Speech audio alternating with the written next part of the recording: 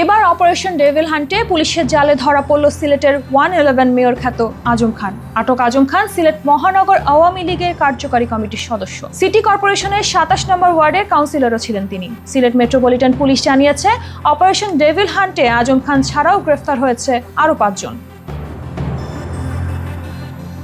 সিলেট মহানগর আওয়ামী লীগ কার্যকারী কমিটির সদস্য আজম খান 2007 সালে 111 সময় তিনি প্রায় 1 বছর সিলেটের ভারপ্রাপ্ত মেয়রের দায়িত্বে ছিলেন। সিলেটের রাজনৈতিক অঙ্গনে তখন থেকে আজম খান 111-এর মেয়র হিসেবে পরিচিত। তৎকালীন সিলেট মেয়র ও সিলেট মহানগর আওয়ামী লীগের সভাপতি প্রয়াত বদরুদ্দিন আহমেদ কামরান কারাবন্দী হলে আজম খানকে ভারপ্রাপ্ত মেয়রের দায়িত্ব দেওয়া হয়েছিল। তিনি সিলেট নগরীর মোগলা বাজার থানা এলাকায় পাঠানপাড়া খান বাড়ির বাসিন্দা।